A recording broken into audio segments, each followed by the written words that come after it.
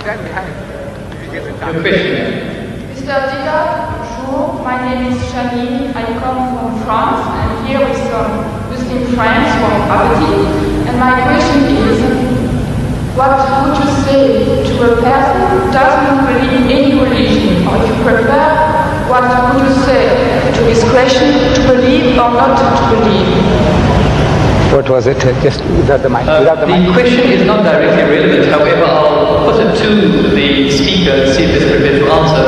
The question is, what is your opinion, or what is the Islamic perspective relating to a person who does not believe in religion? Is that the gist of your question? Not exactly. I'm here with some Muslim friends. I am not convinced in Islam, and I would like to know what you would say to a person who is a non-believer when this person says to you, believe or not to believe?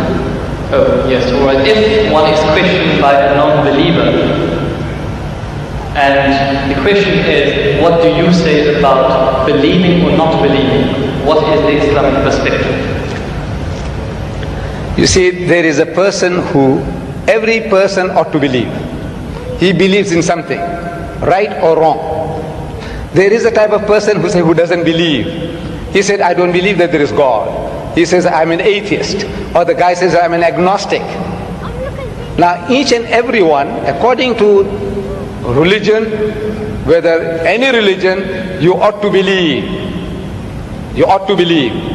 If you don't believe, then you are a non-believer. You are against the laws and commandments of God. So as such, you will perish. That person who says there is no God, he is going to perish. The one who says I don't care whether there is or there isn't, he is going to perish. Or you have the wrong concept of God, also you will be punished. According to your understanding, your capacity, your opportunities. There is a type of person who might not have heard the name Jesus. Will God question him? It's unjust, it's unfair. The lunatic, the child, will God question him? Why didn't you believe in my son, Jesus? No. Why didn't you believe in Muhammad? No. You see, each person will be judged according to his understanding, according to his opportunity, his know-how, and the message having reached him or her. So as soon as the message is delivered to you, and you can see the truth, but for some worldly reasons, maybe to please the family, please my people, please this, please that, you said, no, I will not accept the truth. In other words, the person has already been judged in that case. There is no hope for such a person. But there is a type of person who might be ignorant and had never had an opportunity. Like the South Sea Islander. Let's say he never heard about Jesus, he didn't hear about Muhammad, he didn't hear about anything. But he was leading a life according to his norm, according to his standards. God will judge him according to his standards, not according to the Bible, not according to the Quran. So every person will be judged according to his opportunity and his understanding.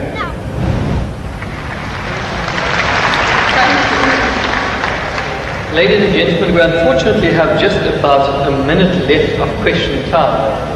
All good things have to come to an end, so we can only accommodate one further question. Mr. Didan, I have impression that my question has been misunderstood. I didn't want to challenge you or to hurt you. I just wanted to ask you for some advice for a person who doesn't believe. I just wanted also to ask you for advice because I am not a believer. I would want to believe in Islam, but I just want some advice. Yes,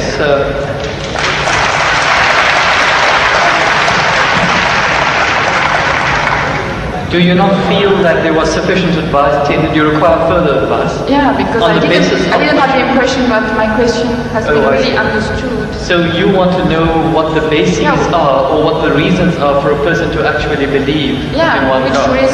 Which advice would you give to a person who is a non-believer? See, number one, we have to realize that there is a necessity for belief.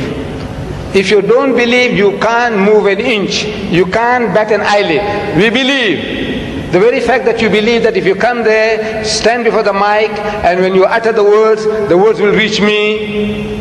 If you didn't believe, you wouldn't have taken that step. If you didn't believe that you will be visiting this hall and listening to a lecture, you wouldn't have come.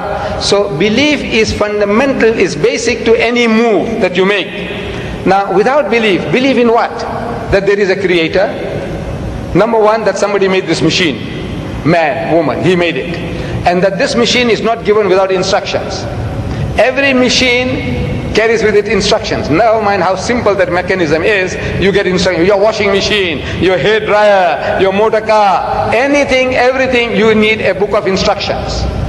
This most complicated mechanism, the human being, created and left without instructions? Who says no, he has to be given instructions. And God Almighty, we believe that there is a creator, and this creator through his messengers, one of us, he has been conveying those messages to us, directions, instructions to us.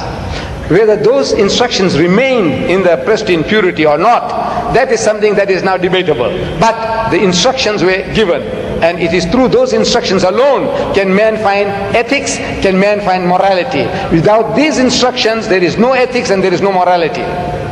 Man, being an animal by nature, he will behave like animals.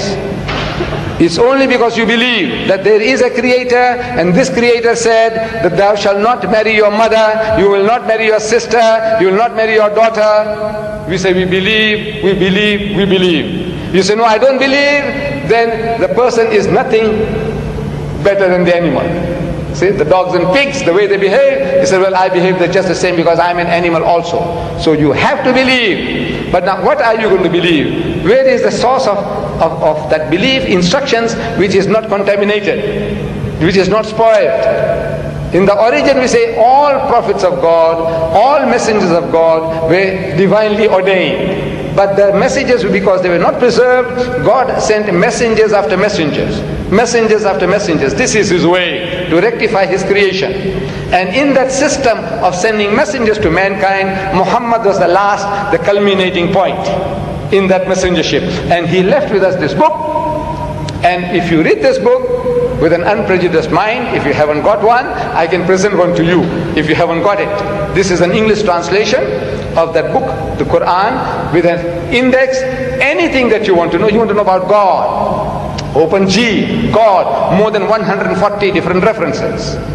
That you say, I can't believe in God. So he reasons with you. This God of the Quran doesn't say, I'll fix you up and I'll twist your nose and I'll put you pull out. No. He says, Awalam yara allazina kafaru. He said, how can you not believe in God? He says, Kaifa takfuruna billah. So how can you not believe in Allah? Wa kuntum amwatan. Seeing that you were non-existent, you were dead, and He brought you into being. Thumma yumitukum. He will cause you to die. Thumma yuhyikum. And He will bring you back to life again. Thumma ilayhi turja'un. And to Him will be your return. So if you start reasoning, and you see how true the statements are, that you were non-existent. You, I, everybody, non-existent. The men of science will tell you that this earth was a molten mass. Billions of years, there was nothing on this earth, no life. The thing was all boiling. And the vapors went up and came down, and the vapors went up and came down, and over a period of millions of years, it started to cool. And then life started to germinate, and so on and so on. So there was a time when mankind was non-existent, and God brought you into being. Very true. And now you're going to die. But that is not the end. There is something in you which is other than the body, that real you. Now that real you, which is the driver of this body of yours, will be made to account for your actions. It's only natural that this person, like Hitler, look, he got away with it. He incinerated 6 million Jews. On account of him, 40 million people died in the Second World War. He's just going to get off scot-free? If he says, no, I don't believe, and there's nothing there on the other side, that means he's free, finish. No. He will have to account for his deeds. Everyone will have to account for his or her deeds. It is a natural, sequence of our attitude and behavior.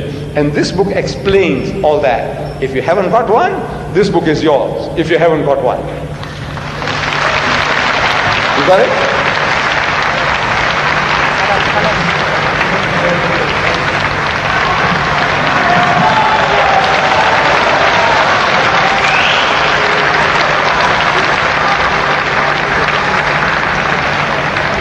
Ladies and gentlemen, unfortunately, all good things have to come to an end. We're at the end of our time span, we cannot accommodate any further questions.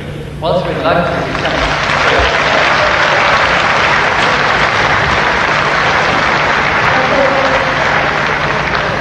Basically,